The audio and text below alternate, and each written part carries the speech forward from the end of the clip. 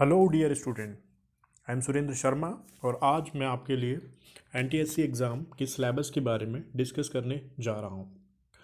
तो उससे पहले आप सभी लोग मेरे चैनल वॉच एंड लर्न को सब्सक्राइब करें और वीडियो को लाइक करना बिल्कुल ना भूलें। तो फ्रेंड्स, आज हम लोग डिस्कस करने वाले हैं एनटीएससी एग्ज़ाम। इस एग्ज़ाम को जो बॉडी है एनसीईआरटी वो कंडक्ट कराती है। इसमें बेसिकली मल्टीपल चॉइस क्वेश्चंस आते हैं। इसमें दो स्टेजेस होती हैं।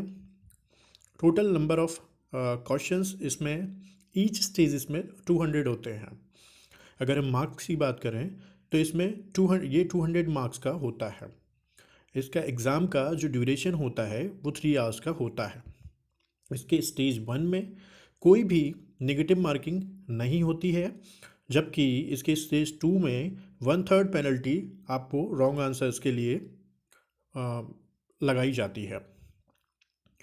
अब हम बात करें स्टेज 2 में इसमें नेगेटिव मार्किंग होती है। अब हम बात करें इसके एक लैंग्वेज की, तो यह दोनों ही लैंग्वेज में होता है, हिंदी में भी और इंग्लिश में भी। अब हम लोग डिस्कस करते हैं इसके सिलेबस के बारे में। तो the first thing you need to know before getting into the detailed NTSC syllabus is the NTSC exam pattern. इसमें हम जनरली देखें तो एक होता है मैट, जिसमें मेंटल एबिलिटी टेस्ट होता है, और दूसरा होता है सेट स्कॉलास्टिक एबिलिटी टेस्ट। दोनों को ही अलग अलग पार्ट्स में, अलग अलग सब्जेक्ट्स में डिवाइड किया गया है। अब हम लोग बात करें तो सबसे पहले हम लोग डिस्कस करेंगे मैथ्स के सिलेबस की। तो अगर मैथमेटिक्स के सिलेबस को हम डिस्कस करें एनटीएससी में क्या क्या आता है, तब हमें देखने में आता है कि सबसे पहले आता है अलजेब्रिक एक्सप्रेशंस। जो टॉपिक है एनटीएससी का मैथमेटिक्स का सिलेबस है, उसमें सबसे पहले आता है अलजेब्रिक एक्सप्रेशन। उसके बाद अगर हम देखें तो इसमें आती है बेसिक ज्योमेट्री। उसके बाद हम लोग देखें इसमें आता है अर्थमेटिक प्रोग्रेशन और कोऑर्डिनेट ज्योमेट्री। उसके बाद अर्थमेटिक सर्कल। उसके बाद डायरेक्ट इन्वर्स वेरिएशन। उसके बाद लीनियर इक्वेशन। उसके बाद मैंचुरेशन। उसके बाद आता है एक्सपोनेंट। उसके बाद अगर हम लोग देखें तो इसमें परसेंटेज आता है। परसेंटेज के बाद नंबर सिस्टम आता है। नंबर सिस्टम के बाद क्वाड्रेटिक इक्वेशन आती है। उसके बाद प्रोबेबिलिटी आती है। उसके बाद सिंपल और कंपाउंड इंटरेस्ट आता है। फिर प्लेइंग विथ नंबर्स आता है। फिर देन स्टैटिक रैशनल नंबर्स आते हैं। उसके बाद स्क्वायर रूट और क्यूब रूट आता है। उसके बाद ट्रायंगल आता है। Then surface area and volume आती है। फिर ट्रिग्नोमेट्री आती है। तो फ्रेंड्स, हम लोगों ने देखा कि ये मैथ्स का सिलेबस है जो कि एनटीएससी एग्ज़ाम में पूछा जाता है। अब हम लोग आगे दूसरे सब्जेक्ट के सिलेबस के बारे में बात करेंगे। अब हम लोग बात करेंगे साइंस के सिलेबस के बारे में। तो साइंस के सिलेबस के बारे में हम लोगों को डिस्कस करना है कि सबसे पहले जो टॉपिक आता है वो आता है एयर। दूसरा जो टॉपिक है वो आता है एसिड, बेस एंड सॉल्ट। तीसरा जो टॉपिक आता है वो आता है cellular living level of organism. Fourth जो टॉपिक है वो आता है carbon and its compound. Fifth जो है वो फाइबर एंड प्लास्टिक आता है। Six diversity in the living organism. उसके बाद मेजरमेंट्स आते हैं। उसके बाद लाइफ प्रोसेस आती है। उसके बाद मेटल और नॉन मेटल आता है। फिर ह्यूमन बॉडी आती है। फिर हेरिडिटी एंड एवोल्यूशन आता है। फिर फूड प्रोडक्शन एंड मैनेजमेंट आता है। फिर लाइट एंड साउंड आता है। फिर magnetism and electricity at work micro organism आता है। फिर पीरियोडिक क्लासिफिकेशन आता है एलिमेंट्स का। उसके बाद इन्वायरमेंट आता है। फिर मोशन ऑफ फोर्स आता है। फिर पीरियोडिक क्लासिफिकेशन आता है एलिमेंट्स का। प्लांट्स एंड एनिमल न्यूट्रिशन आता है। फिजिकल एंड केमिकल चेंजेस आता है। फिर वर्क एंड एनर्जी आता है। फिर द यूनिवर्स आता है। फिर स्ट्रक्चर ऑफ एटम आता है। फिर सॉयल आता है। फिर सोर्सेज ऑफ एनर्जी आता है। फिर रिप्रोडक्शन, सम कॉमन डिजीज़। ये इस तरह से हम लोगों ने देखा, ये साइंस का सिलेबस था। अब साइंस के सिलेबस के बाद हम लोग डिस्कस करने वाले हैं सोशल साइंस का, जो कि मेरा टॉपिक है, तो मैं इसको और अच्छे से डिस्कस करूँगा। सोशल साइंस में हम लोग देखेंगे तो सबसे पहले हमें डिस्कशन करना होगा एग्रीकल्चर टॉपिक के बाद। और ये जो एग्ज़ाम है ये बेसिकली आपको सिर्फ़ और सिर्फ बेसिक चीज़ों के बारे में पूछेगा। बिकॉज़ आप you people are in 10th class, आप लोग 10th क्लास में हैं, तो आपसे बहुत ही हर टॉपिक के बारे में बेसिक्स चीज़ें पूछी जाएँगी। तो आप लोग एकदम ऐसा ना समझें कि कोई बहुत ज़्यादा ये आईआईटी लेवल का एग्ज़ाम है और इसमें कोई बहुत ज़्यादा टफ चीज़ें आने वाली हैं। इसमें बिल्कुल भी टफ चीज़ें नहीं आती हैं। एनटीएससी हमेशा एक स्कॉलरशिप एग्ज़ाम है और ये हमेशा बेसिक चीज़ों पे फोकस करता है। तो आपका काम क्या है कि आपको सबसे पहले सिलेबस के टॉपिक को, सबसे पहला काम है आपको सिलेबस को बहुत अच्छे से डीपली स्टडी करना। फिर उसके बारे में हर टॉपिक के बारे में बेसिक्स क्लियर करना और बेसिक्स क्लियर करने के बाद उसका रिवीजन टाइम टू टाइम करना। तो अब हम लोग डिस्कस कर रहे थे फ्रेंड्स सोशल साइंस के सिलेबस का।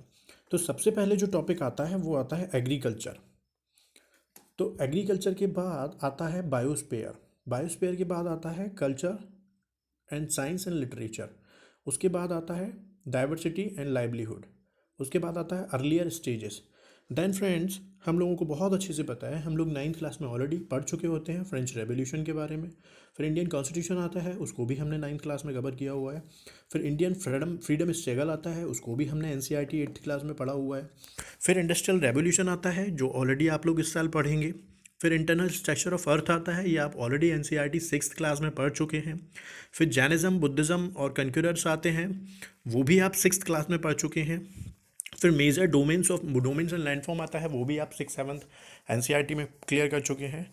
फिर आप मेडिवल आर्किटेक्ट की बात करते हैं, तो वो भी आप 6th 7th क्लास में पढ़ चुके हैं।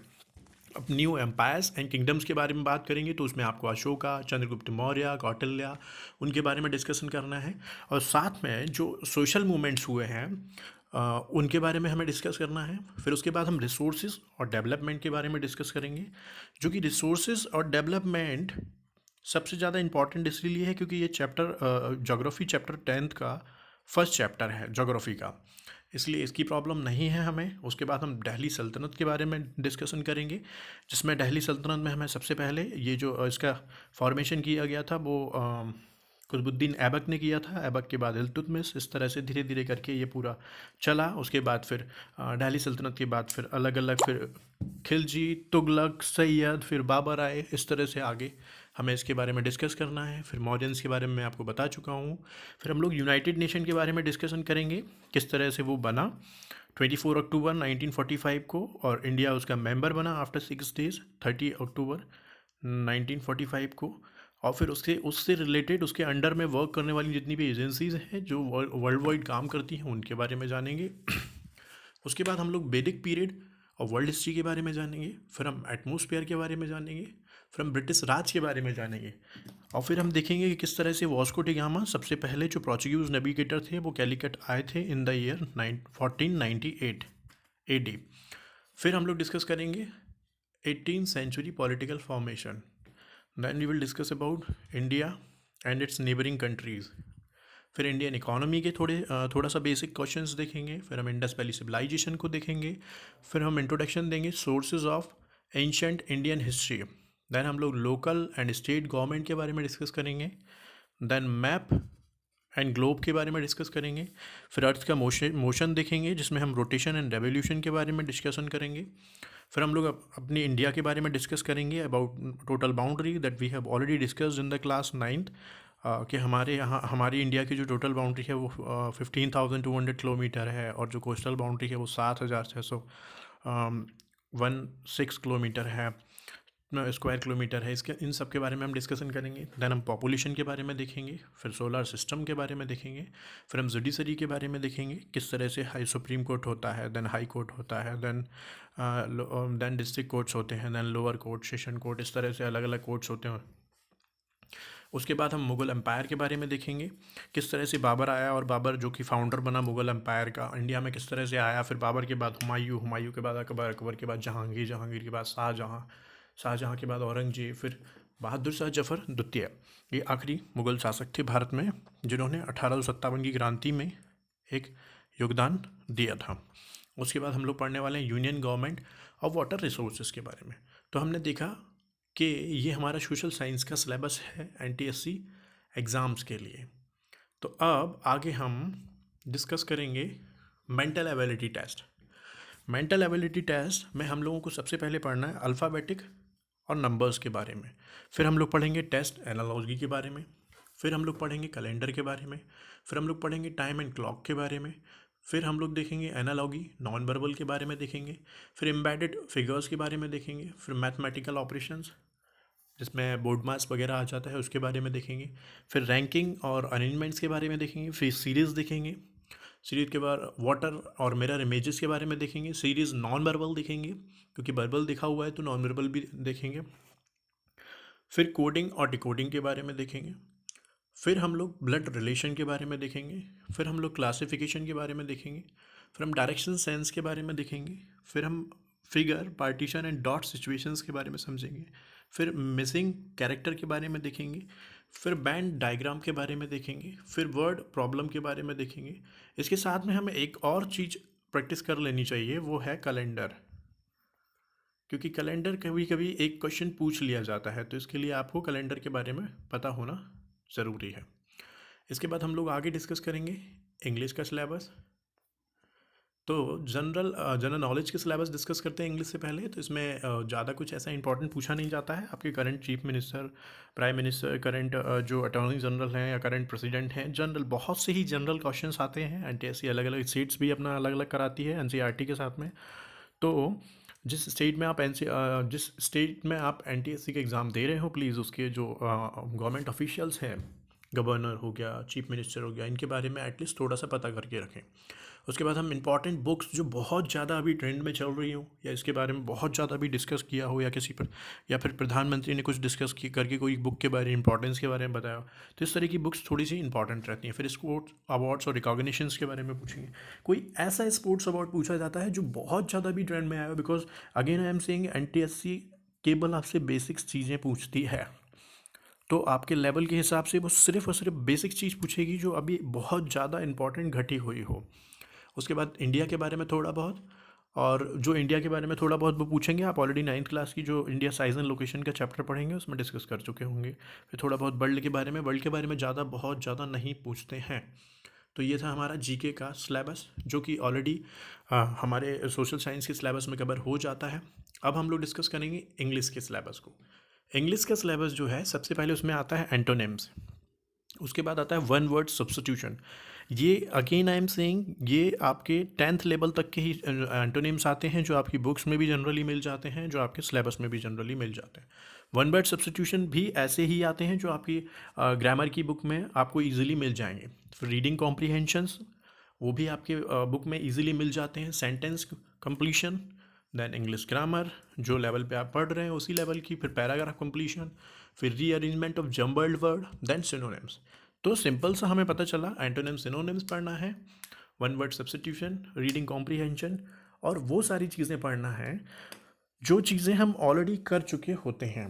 तो again I am saying to you, आप मेरे साथ बने रहिए, वीडियो को लाइक करें, चैनल को सब्सक्राइब करें। आगे भी मैं आप लोगों के लिए बहुत अच्छे अच्छे वीडियोस अभी लेके आने वाला हूँ। चैनल को सब्सक्राइब करना ना भूलें। Thank you.